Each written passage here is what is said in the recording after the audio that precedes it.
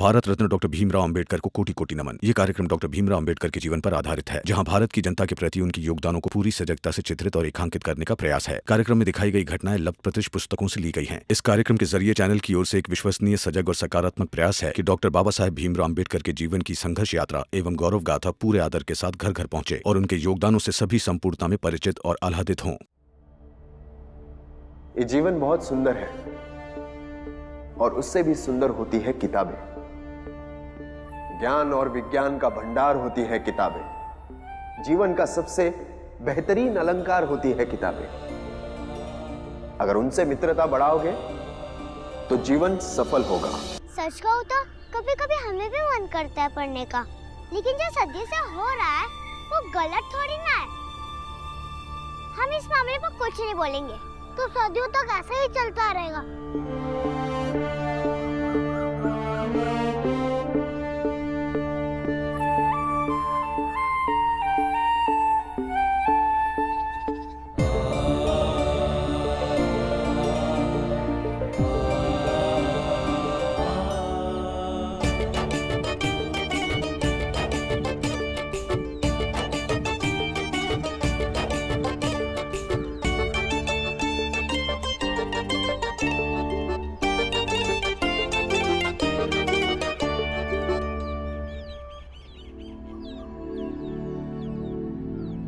ऐसे ही बहुत सारे अक्षर हैं, ख ख, अलग अलग आकार के। अगर इसे पढ़ना आ जाए ना तो इंसान की दुनिया बदल सकती है। और किस्मत थी, मेरा यकीन मानिए, बस सोचने का तरीका बदलना है। आप सब इसी टुकड़े से खेलते आई हो, थोड़ा तरीका बदलोगी तो इसी टुकड़े से आप सब पढ़ भी लोगी। लेकिन चुप रहोगी तो कोई नहीं सुनेगा। अरे जाओ जाओ, अपना काम करो ना। ये सब कहना बड़ा आसान है। अगर हम अपने माँ बाप से कुछ भी कहेंगे तो वो हमें मार डालेंगे। एक बार तो बोल के देखे। आज नहीं सुनेंगे तो कल सुनेंगे, कल नहीं सुनेंगे तो परसों सुनेंगे। आप ऐसे ही बोलते रहोगे तो कभी ना कभी वो सुनेंगे।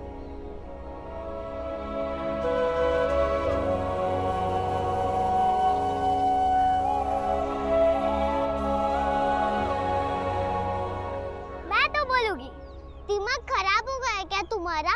तुम्हें पता भी है अगर हमारे माँ बाप को पता चलेगा तो वो हमारे साथ क्या करेंगे? भीमराव की बातें सुनकर ना दिमाग खराब हो गया। मैं तो बोलूंगी, बोलना ही तो एकमात्र सही रास्ता है। क्या पता हमारा फायदा हो ना हो, किसी और का तो होगा।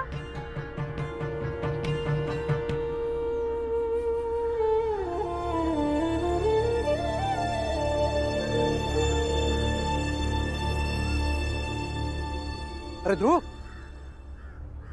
क्या हुआ? ये पत्थर लेकर क्यों घूम रहा है तू? तो क्या करूं गुरुजी, ये गांव वाले बहुत खराब है।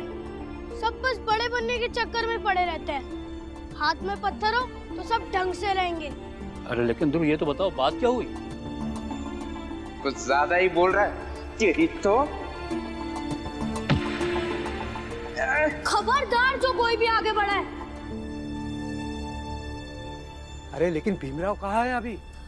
वो तो गुरुजी अपने घर गया। घर गया? कहीं गांव वाले उसके घर पहुंच गए तो? गांव वालों की तो ऐसी की तैसी। मैं अभी भीम के घर जाता हूँ। अरे ध्रुव, ध्रुव बात सुनो। ध्रुव, गाय का बच्चा कहाँ रह गया? कितना वक्त हो गया?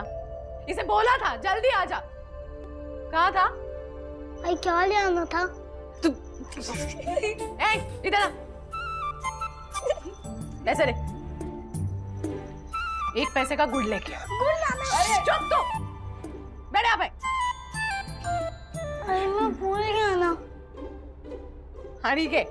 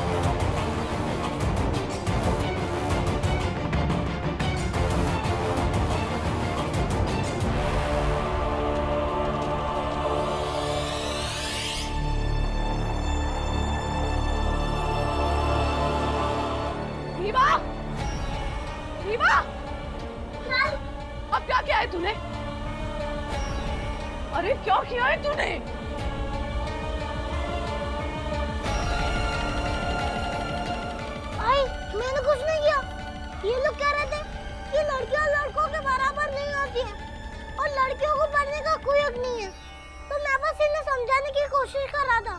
भीम, तू हमेशा क्यों सबको समझाने की कोशिश करता रहता है? बुआ, गुरुजी कहते हैं कि ज्ञान ही सबसे पहले गलत के खिलाफ बोलने की हिम्मत देता है। अरे भीमा, इन लोगों के दिमाग में कचरा भरा हुआ है, अच्छी बातें नहीं समझ में आती है इन्हें।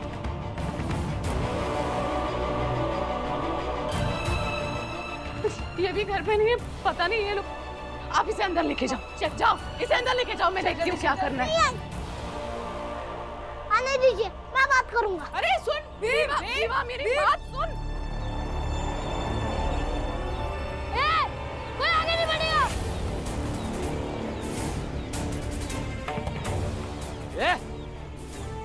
ज्यादा तो इन लोगों की रखवाली मत कर, चल। रुकिए रुकिए, देखिए आप लोग इन्हें तंग करेंगे, इनसे ऐसे मारपीट करेंगे, ये अच्छी बात नहीं है। देखिए, भीम अभी बच्चा है, छोटा है वो। अगर आप लोग उसकी बात नहीं समझना चाहते तो नहीं समझिए, लेकिन इसका मतलब ये नहीं कि आप उसके परिवार वालों के साथ इस तरह बल का प्रयोग करेंगे। गुरुजी, आप लोग हमें तो इतना समझा रहे हैं, इन दोनों बाप बेटों को समझाइए ना। हमारी परंपरा, हमारे धर्म में क्यों टांग अड़ाते हैं ये लोग?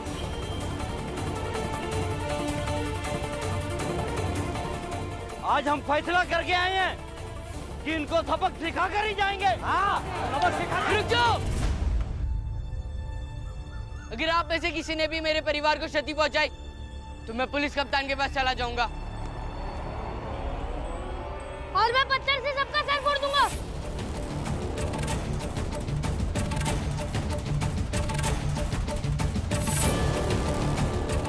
अरे ये भीमराव और इसका बाप जब भी पुलिस कप्तान के पास गए हैं ना, तब हमारा ही नुकसान हुआ है। और आज तो ये पेड़ से गुरुजी और ये अम्बेडकर गुरुजी भी यही है, ये तो गवाही भी दे देंगे, थोड़ा समझो। देखिए, हम बस ये कहने आए थे कि रामजी सकपाल अपनी बेटियों को स्कूल ले जाना बंद कर दे या इस गांव से चले जाए।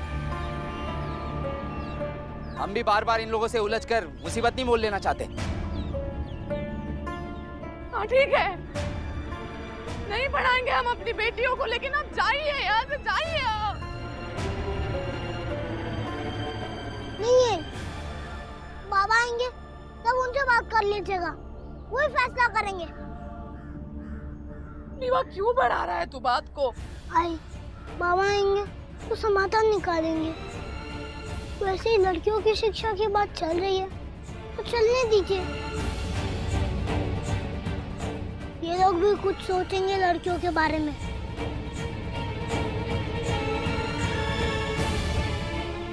नहीं विवा। आई, क्या ये लड़कियों को पढ़ने का हक नहीं है? नहीं, कोई हक नहीं लड़कियों को पढ़ने का।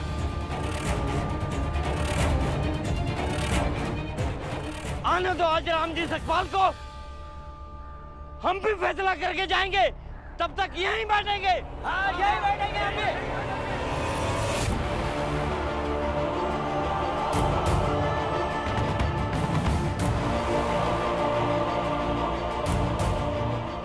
ये सचमुच यहीं बैठ गए?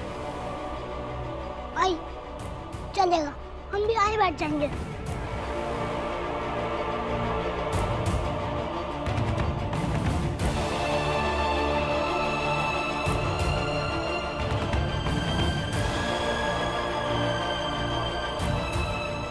हम लोगों को भी राम जी का इंतजार करना पड़ेगा।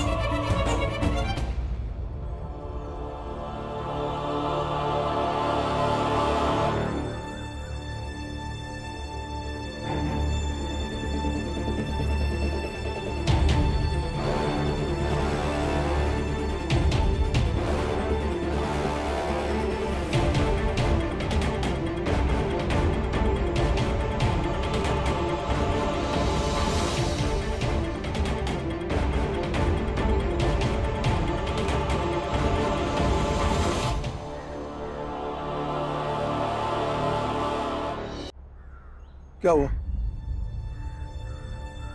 राम जी, भीमराव का कहना है कि हर लड़की को पढ़ाई करनी चाहिए। भीम? हाँ बाबा, मैंने गलत कह दिया क्या? राम जी सकपाल, दो टूक कह रहे, कोई एक का चुनाव कर लो।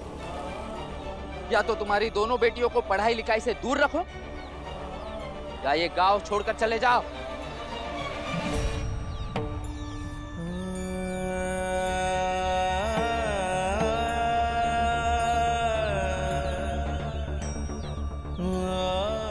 तुम्हारे ये ढकोसले हमारे समाज की लड़कियों को बरगला देंगे।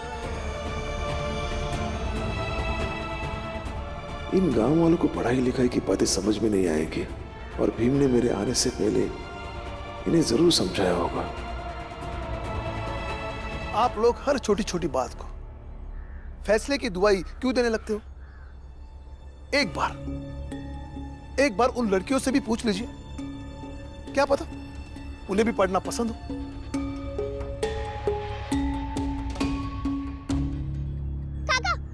काका मुझे पढ़ना है।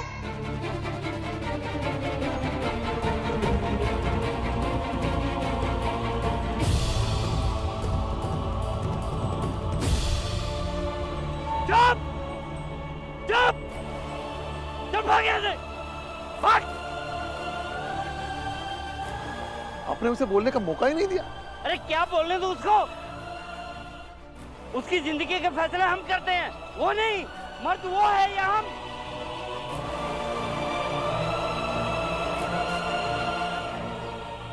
हमारे यहाँ पर लड़कों को पढ़ने की आजादी है, लड़कियों को नहीं। लड़कियों को पढ़ाई लिखाई नहीं, खाना बनाना और बर्तन धोने का काम आना चाहिए। लड़कियां कभी भी लड़कों की बराबरी नहीं कर सकती। देखिए, गुस्सा मत कीजिए। लड़का लड़की में कोई फर्क नहीं होता, और मेरा मानना यह है कि सारे बच्चों में प्रतिभा समान होती है, बस उन्हें अवसर देने की जरूरत होती है। लड़कियां हर मामले में खुद को लड़के के बराबर साबित कर देगी। राम जी सकपाल, जरा सोचो, जब ऊपर वाले ने ही अंतर करके भेजा है तो तू होता कौन है? लड़के और लड़की को समान करने वाला। तो फिर मान लीजिए ना, लड़कियां लड़कों से ज्यादा गुणी होती है, हो गया अंतर। और लड़कियां कुछ भी कर सकती है, तो फिर लड़कियों को कम आंकने का कोई आधार ही नहीं है। अरे एकदम फालतू बकवास है ये कि लड़कियां कुछ भी कर सकती है। देखिए, मुझे अपने बेटियों पर पूरा भरोसा है कि मेरी बेटियां कुछ भी कर सकती है। रहा सवाल पढ़ाई का, तो उन्हें मैं जरूर पढ़ाऊंगा, चाहे इस गांव में रहूं या ना रहूं।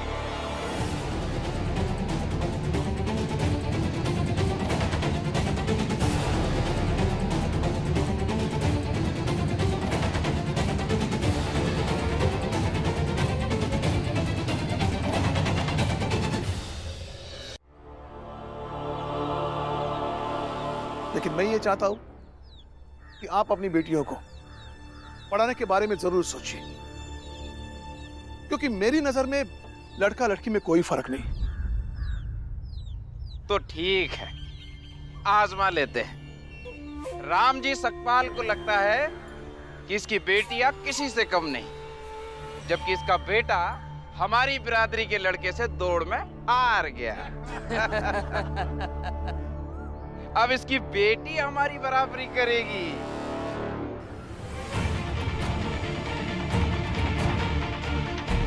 राम जी सकपाल, कल सुबह गांव के मैदान में तुम अपनी दोनों बेटियों को लेकर आना, और हम भी अपनी बिरादरी के 2 लड़कों को लेकर आते हैं। प्रतियोगिता करा ही देते हैं, ताकि तुम्हारा भ्रम टूट जाए कि बेटा और बेटी एक जैसे होते हैं।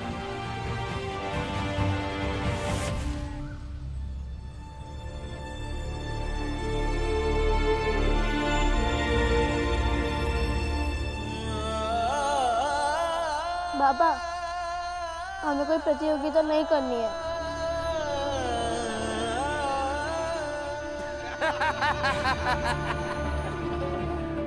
राम जी सकपाल, तेरी दोनों बेटियां तो प्रतियोगिता शुरू होने से पहले ही भाग गई।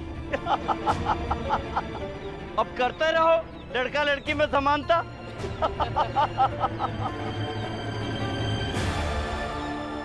समानता थी, है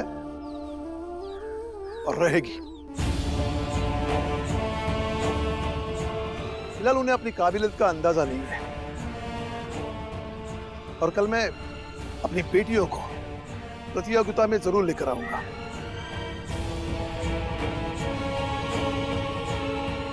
अगर मेरी बेटियां जीत गई तो आप समाज की उन सभी लड़कियों को पढ़ने से नहीं रोकेंगे जो लड़कियां पढ़ना चाहती हैं।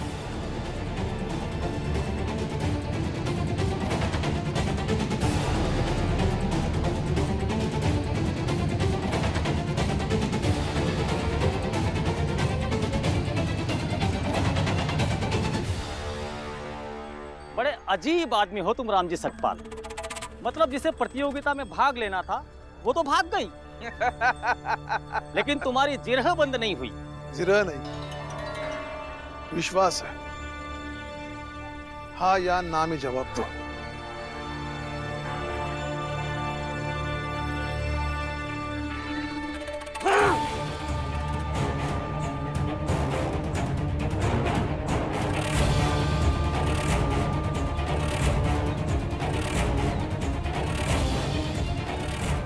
चलो, इस बहाने गांव की गंदगी साफ हो जाएगी। चलो भाइयों, सुबह मैदान में मिलते हैं। हाँ चलो।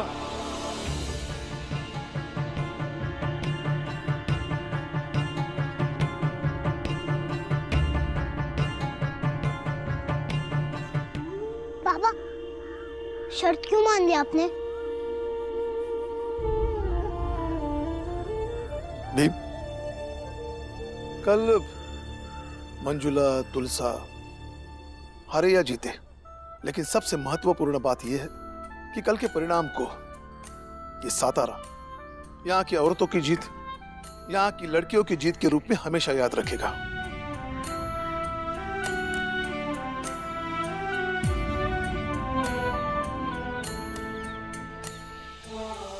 बाबा, मैं कुछ समझा नहीं।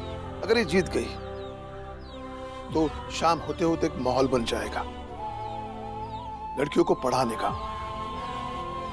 अगर ये हार गई तो यहाँ की लड़कियों को भविष्य में लड़ने का उदाहरण मिल जाएगा, जिसे उन्हें लड़ने का हौसला मिलता रहेगा कि लड़कियां लड़ भी सकती हैं। बाबा, हम हार के उदाहरण कैसे बनाएंगे? उदाहरण तो हमेशा जीतने वाले बनाते हैं ना। जीतने हारने से ज्यादा जरूरी है लड़ने का हौसला रखना, और हौसला रखने वाले एक ना एक दिन जरूर जीतते हैं।